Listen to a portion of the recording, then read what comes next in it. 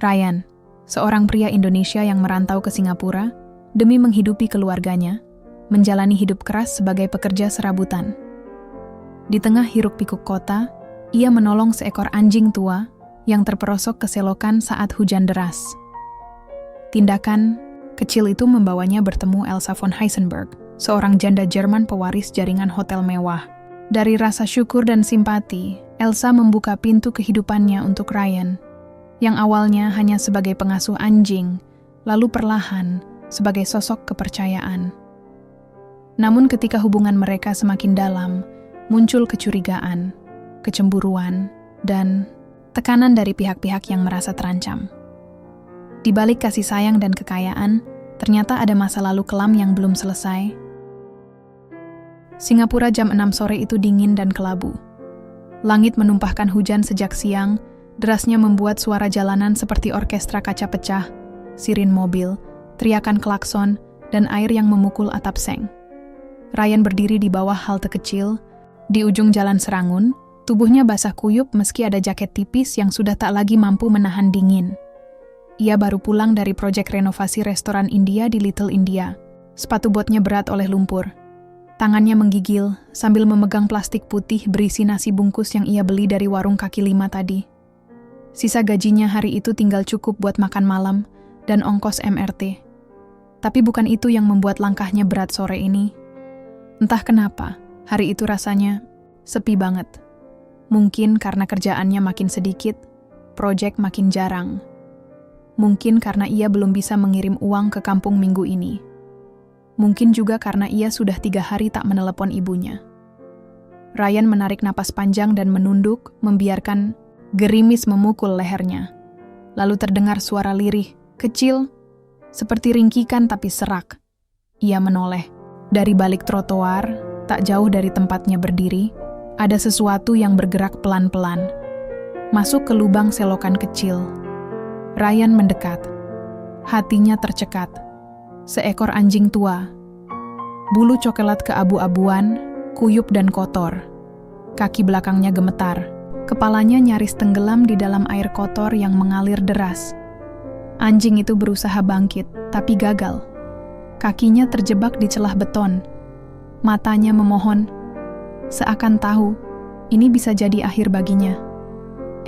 Sabar. Sabar ya, bisik Ryan. Ia meletakkan plastik makanannya di bangku halte, lalu menyingsingkan celana sampai lutut. Ia turun ke pinggir selokan. Kaki kanannya nyaris tergelincir, tapi ia menahan dengan kedua tangan yang kini kotor oleh lumpur. Anjing itu menggeram lemah ketakutan, tapi Ryan tidak mundur. "Sst, aku cuma mau bantu," ujarnya pelan. Dengan hati-hati, ia mengangkat kaki belakang si anjing. Berat. Bukan karena bobotnya, tapi karena tubuh anjing itu kaku, seperti sudah lama di sana. Akhirnya, dengan sisa tenaga, Ryan berhasil mengangkatnya. Anjing itu gemetar, tapi tidak menggonggong. Hanya menatap Ryan lama sekali. Dan saat itu, Ryan merasakan sesuatu. Bukan cuma rasa kasihan, tapi seperti koneksi. Sesuatu yang tak bisa dijelaskan. Seakan, di tengah kota yang tak pernah benar-benar tidur ini, mereka berdua adalah makhluk-makhluk kesepian yang sedang dipertemukan oleh nasib. "Hei, kamu baik-baik aja?" Suara wanita. Ryan mendongak. Di seberang jalan, berdiri seorang wanita, bule paruh baya. Pakaiannya simpel, trench coat krem, payung besar hitam, dan wajah pucat yang tidak asing dengan kesedihan. Ia berlari kecil menghampiri. Sepatu kulitnya tercebur ke genangan air, tapi ia tidak peduli. "Oh my God, Kaiser!" Wanita itu langsung berjongkok dan memeluk anjing itu. Terdengar isak pelan dari suaranya. Anjing itu mengangkat kepalanya, menggoyangkan ekor, lalu meringkuk di pelukan wanita itu. Ryan berdiri kikuk, masih kotor dan basah. "Maaf, ini anjing ibu ya?" tanyanya hati-hati. Wanita itu mengangguk. "Ya, dia kabur dari rumah tadi pagi. Aku sudah keliling mencarinya." Ia menatap Ryan, benar-benar menatap. Mata birunya dingin tapi lembut. Terima kasih. Kamu menyelamatkan nyawa dia. Ryan tersenyum kecil. Nggak apa-apa, Bu. Saya kebetulan lewat aja. Wanita itu ragu-ragu, lalu mengulurkan tangan. Namaku Elsa. Elsa von Heisenberg. Ryan, Bu. Ryan Saputra. Mereka berjabat tangan. Tangannya dingin dan halus. Jauh berbeda dari tangan Ryan yang kasar oleh kerja dan nasib. Elsa memandang sekitar, lalu ke pakaian Ryan yang basah kuyup. Kau pasti kedinginan. Rumahku tak jauh dari sini. Boleh aku mengundangmu untuk sekadar mengeringkan badan dan minum teh hangat? Ryan spontan menggeleng. Wah, terima kasih, Bu. Tapi saya cuma pekerja kasar. Nggak enak numpang. Elsa tersenyum tipis. Justru karena itu aku menawarkan. Orang-orang seperti kamu tidak datang setiap hari. Ada jeda. Hujan mulai reda. Anjing itu, yang ternyata bernama Kaiser, menatap Ryan sambil menggerakkan ekornya pelan, seolah menyuruhnya ikut. Ryan ragu. Tapi entah kenapa, langkah kakinya mengikuti. Dan ia tidak tahu, langkah kecil itu akan mengubah segalanya. Rumah itu berdiri di salah satu sudut paling tenang di kawasan Bukit Timah. Mewah, tapi tidak mencolok. Arsitektur kolonial yang dipugar dengan detail Eropa klasik. Atapnya tinggi, jendelanya lebar, dan ada halaman belakang yang membuat Ryan merasa seperti masuk ke dunia lain. Dia melangkah pelan di belakang Elsa yang menggandeng si anjing tua. Meski kakinya lemah, Kaiser tampak bahagia. Lidahnya menjulur, ekornya sesekali berayun ke kanan dan kiri. Di bawah sinar lampu taman yang hangat, bulunya memantulkan warna tembaga keemasan. Ia tampak seperti anjing bangsawan. Dia ini keras, kepala tapi setia, kata Elsa sambil menoleh. Namanya Kaiser, dari bahasa Jerman, artinya kaisar. Ryan tersenyum kecil. Namanya keren, tapi tadi kayaknya hampir tenggelam. Elsa tertawa, lembut dan pelan. Sudah lama Ryan tidak mendengar tawa seperti itu. Bukan tawa basa-basi, bukan tawa sinis, tapi tawa tulus dari seseorang yang benar-benar tersentuh. Sesampainya di dalam rumah, Elsa menyuruh Ryan duduk di ruang tamu sementara ia mengambil handuk. Sofa yang diduduki Ryan empuknya bukan main. Membuat bokongnya yang biasa duduk di lantai, Barak sedikit kaget. Ia menatap sekeliling. Lukisan-lukisan abstrak tergantung di dinding putih bersih. Rak buku tinggi dan aroma lavender samar menyelimuti udara. Sini, pakai ini dulu, kata Elsa, menyerahkan handuk dan baju hangat. Kamar mandi di lorong sebelah kanan. Keringkan dirimu dulu. Aku siapkan teh dan sedikit roti. Ryan nyaris lupa caranya diperlakukan sebaik itu. Ia mengangguk gugup. Terima kasih banyak, Bu Elsa. Di kamar mandi, ia menatap wajahnya di cermin. Rambutnya acak-acakan, mata sembab karena kelelahan. Tapi entah kenapa malam ini, ia merasa tenang. Untuk pertama kalinya setelah sekian lama, ia tak buru-buru. Saat kembali ke ruang tamu, Elsa sudah duduk di kursi rotan dekat jendela. Di mejanya, ada 2 cangkir teh melati dan sepiring kecil roti panggang dengan selai stroberi. Kaiser berbaring di kaki Elsa, mendengkur pelan. Duduklah, katanya. Ryan duduk dengan hati-hati, seperti takut merusak keindahan ruangan. Kamu dari Indonesia? Tanya Elsa. Iya, Bu. Dari Jogja. Sudah lama di sini? Hampir 2 tahun. Kerja serabutan. Dulu sempat jadi tukang kebun. Lalu sempat juga di dapur restoran. Sekarang kebanyakan proyek bangunan. Elsa mengangguk pelan. Kamu baik. Tidak semua orang akan berhenti di tengah hujan untuk menyelamatkan anjing tua. Ryan tersenyum, menatap rotinya. Saya juga tahu, rasanya ditinggalin kalau lagi lemah. Nggak enak, Bu. Elsa memandangi Ryan, kali ini lebih dalam. Saya kehilangan suami saya 2 tahun lalu, katanya lirih. Dia yang membelikan Kaiser buat saya. Sejak dia meninggal, anjing ini satu-satunya yang membuat saya tetap bangun dari tempat tidur. Tiap pagi, ada keheningan. Teh di tangan Ryan kini terasa lebih hangat. Maaf, Bu, ucap Ryan pelan. Tidak apa-apa. saya sudah bisa bicara soal itu sekarang. Tapi kadang, saya merasa seperti hidup di rumah besar ini cuma untuk menemani seekor anjing. Sementara dunia di luar terus bergerak. Dunia memang kejam kadang. Bu, gumam Ryan. Tapi juga aneh. Bisa mempertemukan orang-orang yang nggak nyangka bakal ketemu. Elsa tersenyum. Saya setuju. Tak terasa, waktu menunjukkan pukul 9 malam. Ryan segera berdiri dan pamit pulang. Saya udah merepotkan, Bu. Terima kasih banyak atas semuanya. Elsa menatapnya, lalu mengangguk. Tunggu. Ia mengambil sesuatu dari laci. Kartu nama elegan bertuliskan, Elsa von Heisenberg. Von Heisenberg Hotels International. Kalau besok kamu tidak sibuk, datanglah lagi. Kaiser. Sepertinya menyukaimu. Dia biasanya sulit dekat dengan orang asing. Ryan ragu menerima kartu itu. Tenang, bukan untuk wawancara kerja. Canda Elsa Ryan. Akhirnya tersenyum dan menyimpannya. Saat ia melangkah keluar rumah, angin malam Singapura menyambutnya. Langit masih gelap, tapi hujan sudah berhenti. Suara serangga malam perlahan menggantikan deru lalu lintas. Ryan menatap kartu itu sekali lagi. Hatinya berdesir. Bukan karena undangan itu, atau rumah besar itu, tapi karena, untuk pertama kalinya, ia merasa dilihat, dihargai. Bukan sekadar buruh yang menumpang hidup di negeri orang, tapi manusia. Dan semua itu, gara-gara seekor anjing tua bernama Kaiser. Hari berikutnya, Ryan tetap bangun pukul 5 pagi seperti biasa. Tapi ada yang berbeda.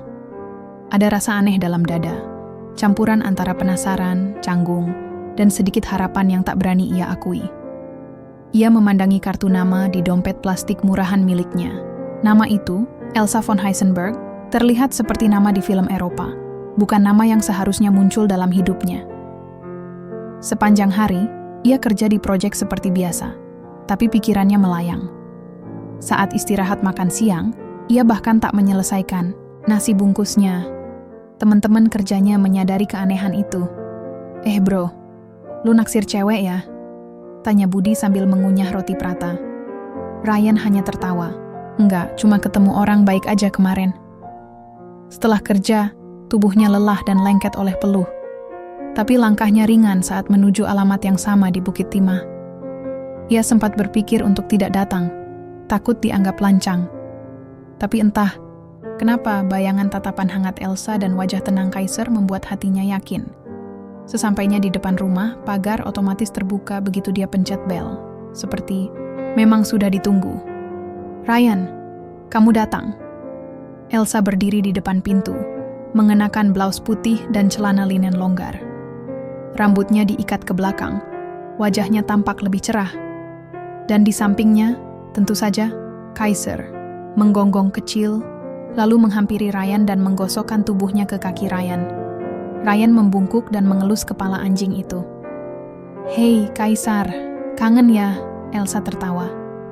Dia tidak melakukan itu ke siapapun sejak suamiku meninggal. Ryan tersipu, lalu duduk di kursi yang sama seperti kemarin.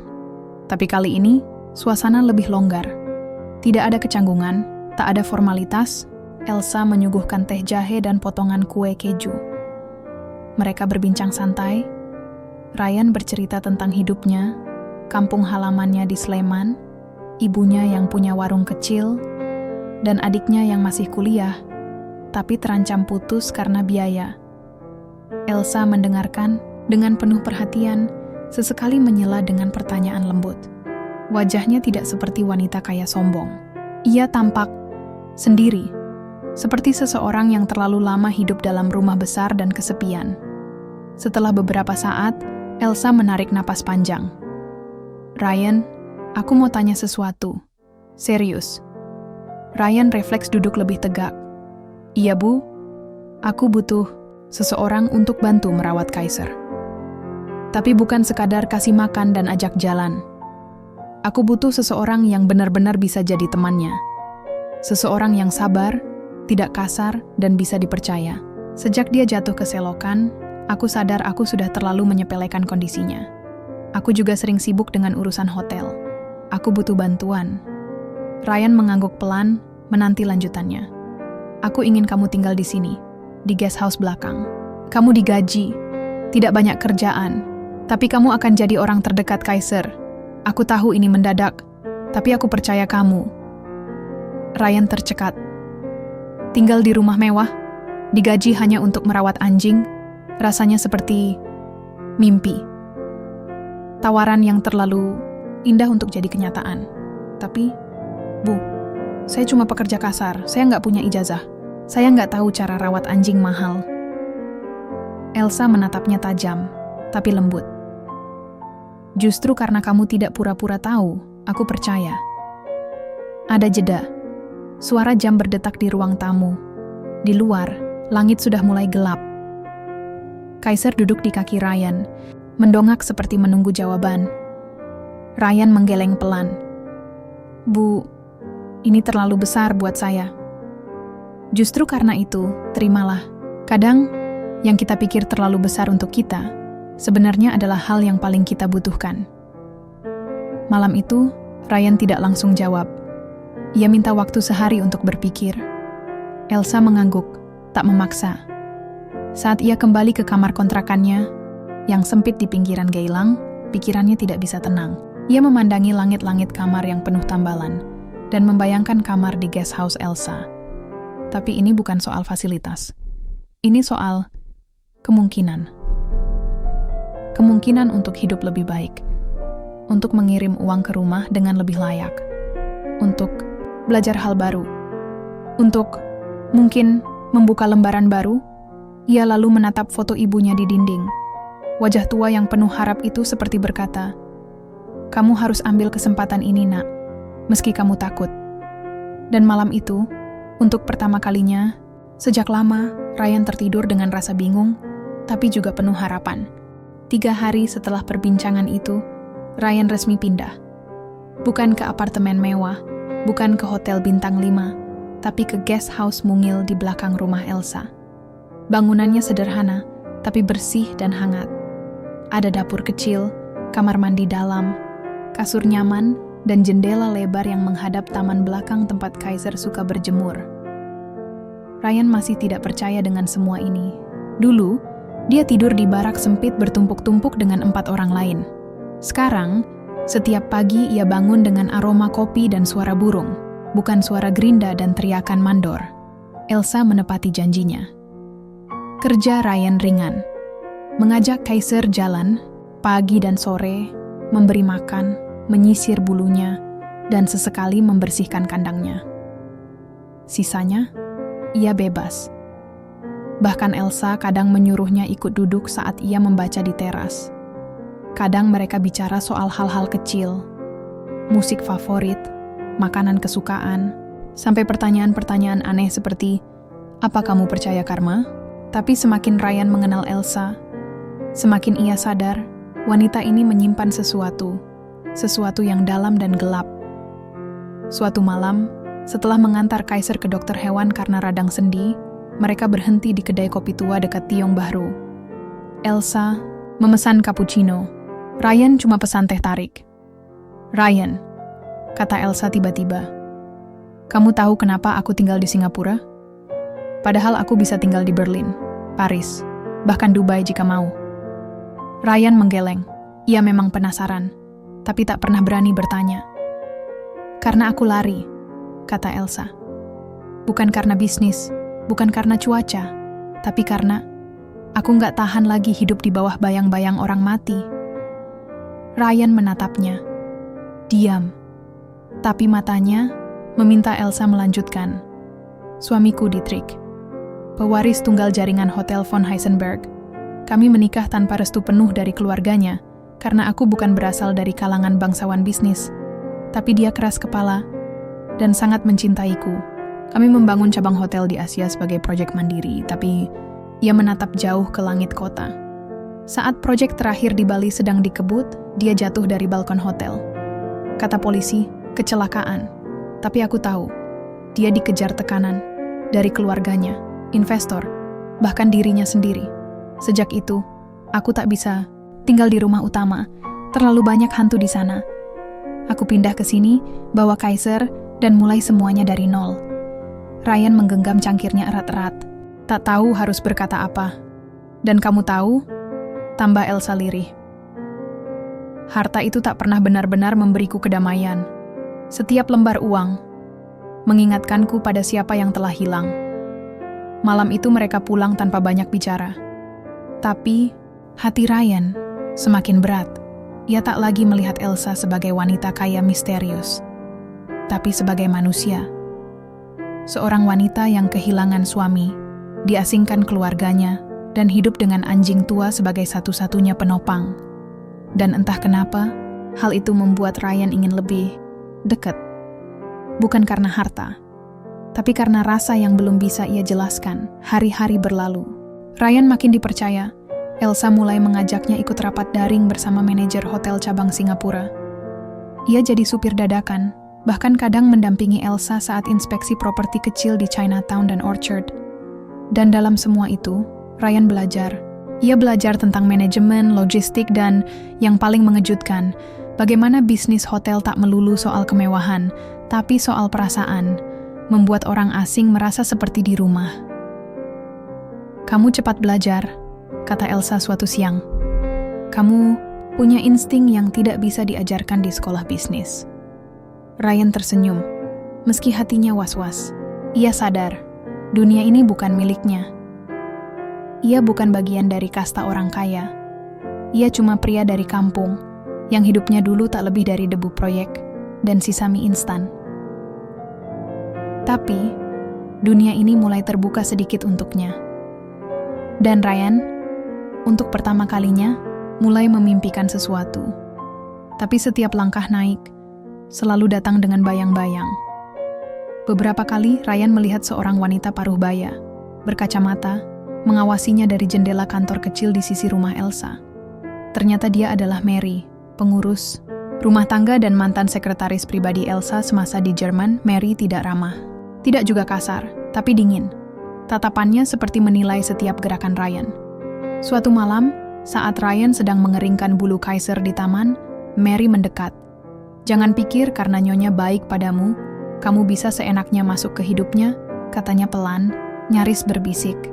Ryan menoleh, terkejut. Saya tidak pernah punya niat apa-apa. Mary menyipitkan mata. Orang-orang seperti kamu selalu terlihat tidak punya niat, sampai mereka diberi kepercayaan, lalu ia pergi.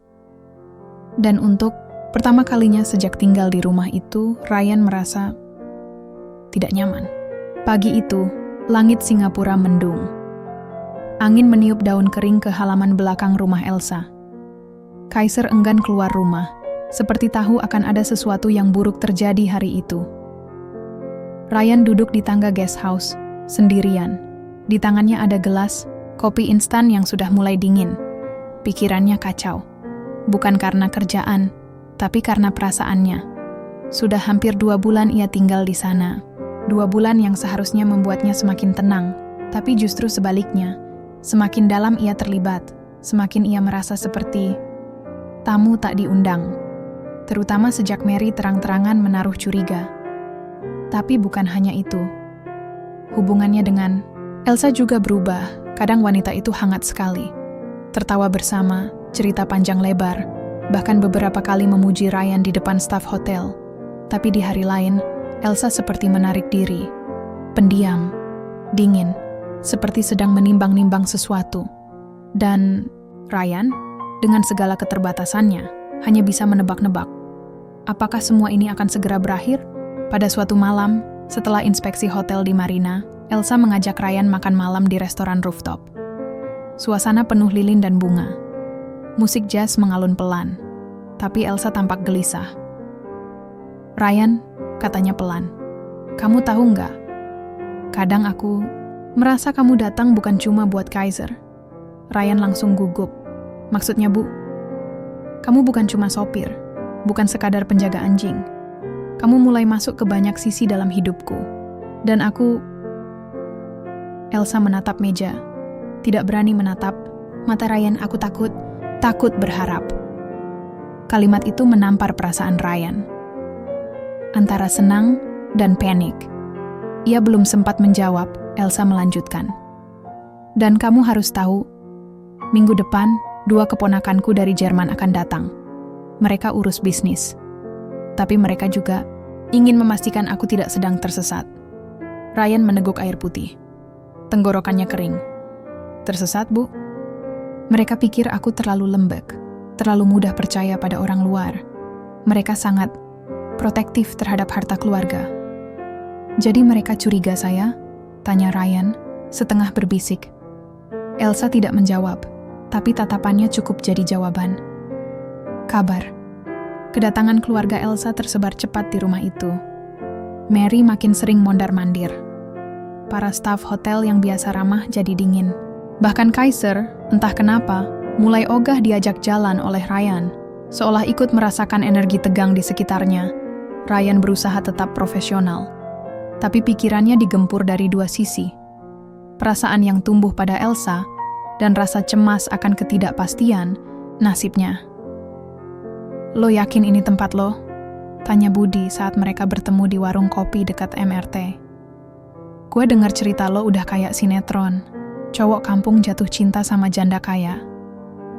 Tapi bro, kadang makin tinggi lo naik, makin keras juga jatuhnya. Ren hanya diam. Matanya kosong menatap rel MRT. Akhirnya, hari itu datang. Malam Sabtu, Elsa mengundang makan malam keluarga. Ryan tidak diundang secara resmi, tapi ia diminta tetap bersiaga untuk antar jemput dan bantu Kaiser. Tapi menjelang jam 8, sesuatu terjadi. Elsa mendatangi guest house. Wajahnya tegang, tapi matanya lembut. Aku tahu ini mendadak, katanya. Tapi, ikutlah ke makan malam ini. Aku butuh seseorang yang bisa menenangkan suasana. Ryan melongo. Saya, tapi Bu, saya nggak tahu aturan meja makan elit. Elsa tersenyum kecil. Tenang, kamu nggak harus jadi siapa-siapa. Cukup jadi dirimu. Dengan jantung berdebar, Ryan berganti pakaian formal yang dipinjamkan Elsa. Kemeja putih, celana panjang hitam, sepatu kulit yang terlalu mengkilap untuk kakinya yang biasa pakai sandal project. Makan malam itu berjalan, seperti mimpi buruk yang pelan-pelan menjelma nyata. 2 keponakan Elsa, Heinrich dan Lotte, datang dengan aura bangsawan. Mereka menilai ruangan, menilai makanan, dan, yang paling menusuk, menilai Ryan dari ujung rambut hingga kaki. Jadi ini pria yang kau percayakan untuk menjaga anjing kesayanganmu? Tanya Heinrich dengan senyum kaku. Elsa menahan napas. Dia lebih dari itu. Ryan telah membantuku menjalani hari-hari terberat. Lotte menatap Ryan seperti menatap kasir supermarket. Punya latar belakang pendidikan apa? Tanyanya tajam. Saya dulu hanya sampai SMA. Lalu kerja, jawab Ryan. Jujur. Heinrich tertawa pendek. Hebat. Dan kau ingin pria seperti ini ada di manajemen properti kita? Seketika suasana mencekam. Elsa berdiri. Aku tidak butuh izin kalian untuk mempercayai seseorang. Tapi Heinrich tak menyerah. Ia melempar sebuah amplop ke meja. Ini laporan investigasi kecil dari kantor kami di Berlin. Beberapa hal menarik untuk dibaca, terutama soal masa lalu Ryan di Indonesia. Ryan membeku amplop itu, menandakan bahwa mereka telah mengorek masa lalunya, termasuk saat ia sempat dituduh mencuri di tempat kerja lama, padahal ia hanya mencoba membela rekan kerja yang dizalimi. Kasusnya memang selesai, tapi nama Ryan tetap tercoreng. Elsa membuka amplop itu. Matanya melebar, Ryan berdiri pelan. Saya tidak pernah berniat jahat. Kalau Bu Elsa merasa saya sudah terlalu jauh, saya pamit malam ini juga. Elsa tak menjawab. Ia menunduk. Dan malam itu, Ryan mengemasi barang-barangnya. Tak ada drama, tak ada teriakan. Hanya Kaiser yang menggonggong pelan, seolah tahu sahabatnya akan pergi. Sebelum ia pergi, Mary berdiri di depan pintu guest house. Kali ini, tanpa nada sinis, tapi juga tanpa simpati. Kadang, katanya pelan, beberapa pintu dibuka bukan untuk dimasuki, tapi untuk menguji apakah kita layak masuk. Dan Ryan, dengan langkah berat, meninggalkan rumah yang sempat ia anggap sebagai takdir. 2 hari sejak Ryan pergi dari rumah Elsa.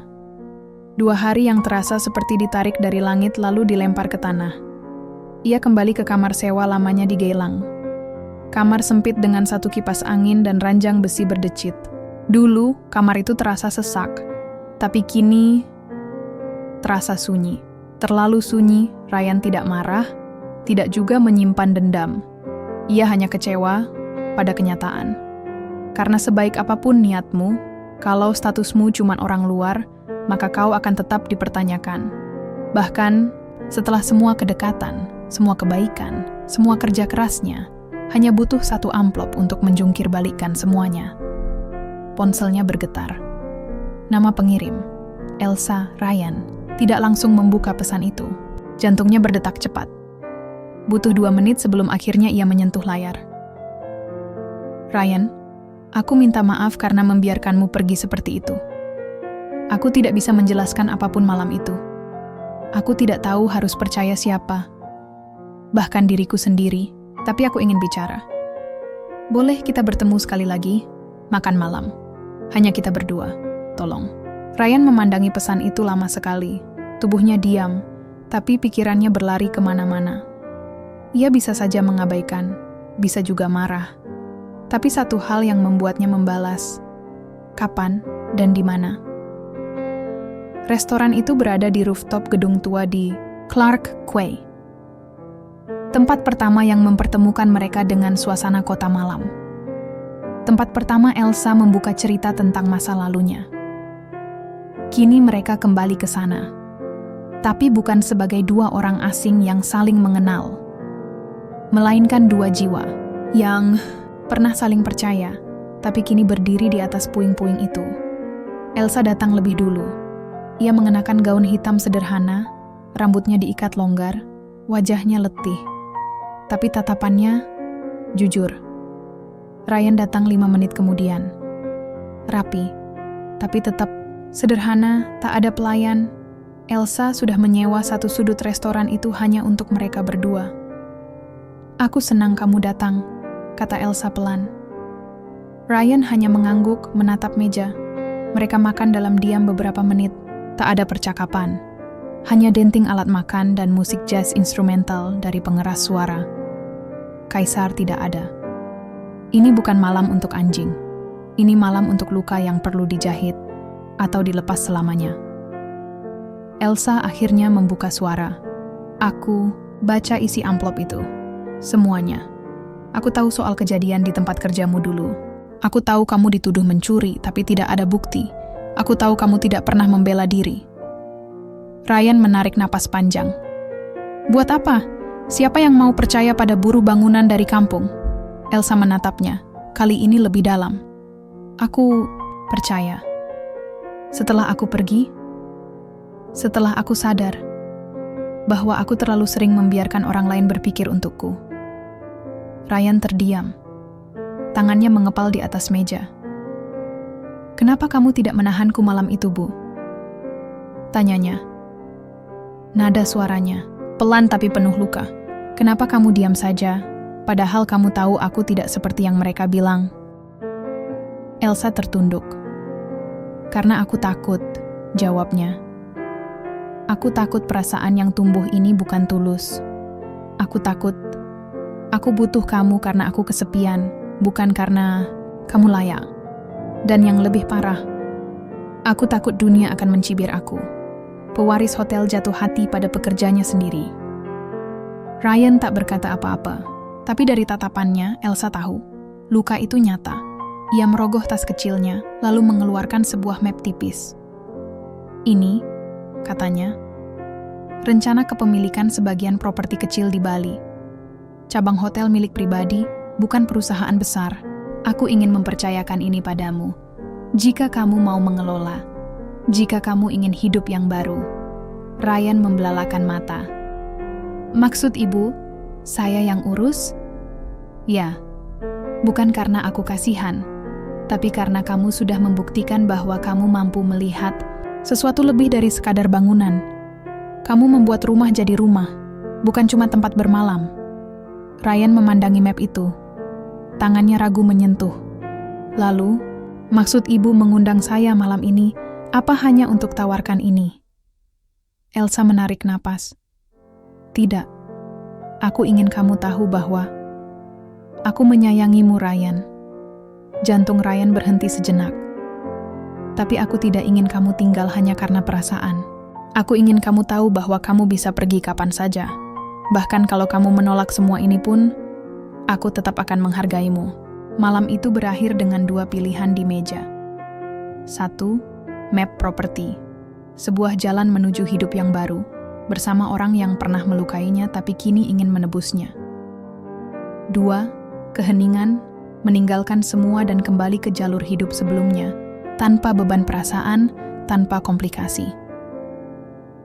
Dan Ryan menatap bintang-bintang di atas gedung, seraya berkata dalam hati, kadang, takdir datang dalam bentuk yang tak terduga, seperti anjing tua di selokan, seperti janda asing dengan luka yang belum sembuh, seperti keputusan untuk mencintai meski hati pernah pecah. Malam itu Ryan tidak langsung pulang. Ia duduk sendirian di halte bus yang menghadap ke sungai. Angin dari air menampar wajahnya lembut, seolah ikut menahan air mata yang nyaris jatuh. Di pangkuannya, map coklat pemberian Elsa masih tertutup rapat, tapi isinya terasa lebih berat dari lembaran kertas, berisi kepercayaan, pengakuan, dan cinta. Ia menatap pantulan lampu kota di permukaan air, mencoba menjernihkan pikirannya. Tapi justru, yang muncul adalah suara Elsa. Lirih, rapuh, tapi jujur. Dan wajah Kaiser, si anjing tua yang dulu menggonggong tak percaya, kini menunggu dalam diam. Ryan mengingat masa awal kedatangannya di Singapura. Tidur di lantai sempit, bangun subuh, mandi di toilet umum, kerja sampai malam, dikata-katain mandor, makan mie instan dingin karena tak punya uang beli makan layak. Tapi meski itu berat, itu semua jelas. Sementara kini, semuanya buram. Ia berada di persimpangan hidup yang belum pernah ia bayangkan. Bukan karena uang, bukan karena properti, tapi karena perasaan. Dan ketika perasaan bercampur dengan keputusan besar, yang lahir bukan semangat, tapi ketakutan. Apa aku pantas? Apa ini cuman kasihan? Apa aku kuat hidup di dunia mereka? Keesokan paginya, Elsa duduk sendirian di ruang tamu. Jam sudah menunjukkan pukul 9. Secangkir teh yang ia siapkan sudah dingin. Kaiser mondar-mandir gelisah, sesekali mengendus pintu depan. Seolah tahu bahwa hari itu akan menentukan segalanya, Mary datang dan berdiri di sudut ruangan, tak berkata apa-apa. Tapi Elsa sudah bisa membaca wajah itu. Kalau dia kembali, saya tidak akan menghalangi, kata Mary akhirnya. Tapi saya harap Anda benar-benar yakin, Nyonya. Elsa menoleh pelan. Kamu sudah melihat semuanya, Mary. Ryan bukan orang sempurna. Tapi aku juga bukan. Dan aku lelah pura-pura jadi pewaris kuat yang hidup dari standar keluarga. Aku ingin jadi manusia biasa. Dan Ryan mengingatkanku bagaimana rasanya. Mary mengangguk, lalu pergi tanpa komentar. Dan saat Elsa menatap pintu itu sekali lagi, pintu yang dulu mempertemukannya dengan orang asing berkemeja basah, pintu itu diketuk pelan, tapi cukup untuk menggetarkan dada. Ryan berdiri di sana dengan jaket lusuhnya dan mata yang tak lagi ragu. Pagi, Bu. Elsa tersenyum, lalu menahan air matanya. Aku kira kamu tak akan datang. Saya sempat mikir begitu juga. Elsa mengundangnya masuk. Kaiser langsung berlari kecil, mengendus Ryan dan menggoyangkan ekor. Ryan berjongkok, mengelus kepala. Anjing tua itu, masih ingat saya, Kaiser? Kaiser menggonggong pelan, lalu menyandarkan kepalanya ke lutut Ryan. Elsa menatap itu, lalu berkata, "Sudah kubilang, dia tahu siapa yang tulus." Ryan berdiri, lalu mengeluarkan map dari tas kecilnya dan meletakkannya di meja. Aku belum bisa jawab sekarang soal properti itu. Aku nggak mau ambil keputusan besar karena perasaan. Tapi aku datang karena satu hal. Elsa menunggu, matanya berkaca. Aku ingin kembali jadi bagian dari rumah ini. Ya bukan sebagai siapa-siapa, bukan sebagai pemilik, bukan sebagai manajer, tapi sebagai seseorang yang benar-benar peduli. Dan kalau kamu mengizinkan, aku ingin mulai dari nol lagi. Nggak usah pikirkan soal jabatan atau investasi. Aku hanya ingin jadi versi terbaik dari diriku, dengan caraku sendiri, tanpa beban, tanpa gengsi. Elsa melangkah mendekat, menggenggam tangan Ryan. Kalau kamu mulai dari nol, maka kita mulai dari nol, bersama. Dan di ruangan itu, tak ada musik, tak ada puisi. Hanya dua orang yang akhirnya berhenti lari, dari masa lalu, dari keraguan, dari luka, dan memilih tinggal di satu titik yang mereka bangun sendiri. Hari-hari setelah itu berjalan sederhana. Ryan kembali merawat Kaiser seperti dulu, tapi kini, ia juga mulai diberi akses untuk belajar bisnis, dari bawah. Ia ikut kursus daring malam hari, baca buku manajemen yang dipinjamkan Elsa, dan diam-diam mulai mencatat mimpi-mimpinya di buku kecil. Suatu hari, punya homestay kecil di Jogja. Mary masih dingin, tapi tak lagi sinis. Staf hotel mulai menerima kehadirannya sebagai orang kepercayaan Nyonya, bukan karena jabatan, tapi karena mereka lihat sendiri. Ryan bekerja, bukan menunggu diberi. Suatu sore, Elsa dan Ryan duduk di teras belakang sambil memandangi matahari turun perlahan. "Kamu tahu," kata Elsa, "aku dulu pikir aku butuh orang yang bisa menyelamatkanku." Ryan tersenyum kecil. "Dan saya pikir, saya butuh orang yang bisa mengangkat hidup saya." Ternyata, Elsa menoleh padanya. "Kita cuma butuh seseorang yang berjalan di samping kita, bukan di depan, bukan di belakang." Ryan mengangguk. Di pangkuannya, Kaiser tertidur damai, langit di atas mereka berwarna jingga.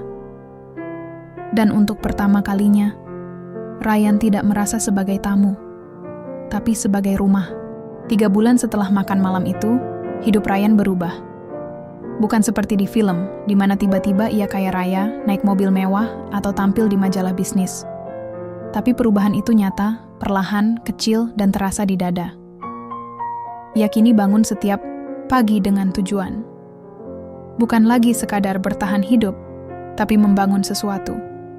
Ia belajar tentang manajemen hotel dari bawah, housekeeping, front desk, logistik, sampai melayani tamu. Elsa tidak pernah mempercepat proses. Ia membiarkan Ryan berjalan sesuai kecepatannya, tapi memastikan jalan itu tidak buntu. Dan Kaiser tetap jadi bagian dari hari-hari mereka. Meski kakinya mulai makin lemah dan nafasnya makin pendek, anjing itu tetap setia. Tetap menggoyangkan ekor saat melihat Ryan. Tetap merengek kecil saat Ryan terlambat memberi makan. "Kaiser seperti tahu kamu bukan cuma orang baik," kata Elsa suatu sore. "Tapi orang yang benar-benar datang untuk tinggal, bukan sekadar singgah." Ryan hanya tersenyum. Hatinya masih tak terbiasa dengan pujian. Tapi ada rasa hangat yang tidak bisa disembunyikan. Suatu hari, surat dari kampung datang, dari ibunya. Tulisannya bergetar, tapi isinya membuat Ryan menahan napas. "Nak, ibu bangga padamu. Tapi jangan lupa, sebesar apapun dunia di sana, jangan pernah merasa terlalu tinggi untuk melihat ke belakang. Karena kadang, hidup akan mengingatkan kita bahwa kita berasal dari tanah yang sama. Hanya caranya saja yang berbeda." Ryan melipat surat itu dengan hati-hati dan menyimpannya di saku.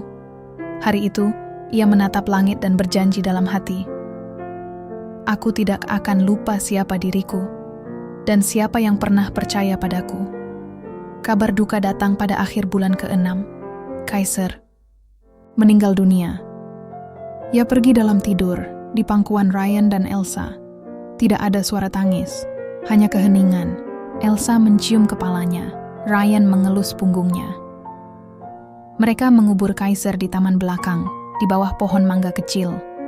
Di atas tanahnya ditancapkan plakat sederhana bertuliskan, "Kaiser, penjaga yang membuka jalan." Dan di hari itu, Ryan menangis. Bukan karena kehilangan anjing, tapi karena ia sadar, Kaiser bukan sekadar hewan. Ia adalah awal dari segalanya, awal dari pertemuan, awal dari harapan, awal dari perubahan. Setahun kemudian, Ryan berdiri di depan bangunan 2 lantai di pinggir kota Jogja. Bangunan itu belum selesai sepenuhnya, tapi fondasinya sudah berdiri tegak. Di depan, terpampang papan kayu bertuliskan, Rumah Kaiser, Guest House and Gallery. Di sebelah papan itu, berdiri Elsa dengan kemeja longgar dan topi bundar. Mereka saling pandang dan tertawa. "Masih ingat dulu waktu kamu bilang pengen punya homestay sendiri?" tanya Elsa. Ryan mengangguk. "Masih. Tapi dulu saya pikir itu cuma mimpi." Elsa menepuk bahunya. "Mimpi tetap mimpi kalau kamu berhenti di tengah. Tapi kamu jalan terus." Guest house itu adalah proyek kecil mereka. Dibangun dengan tabungan Ryan dan sedikit investasi dari Elsa. Konsepnya sederhana.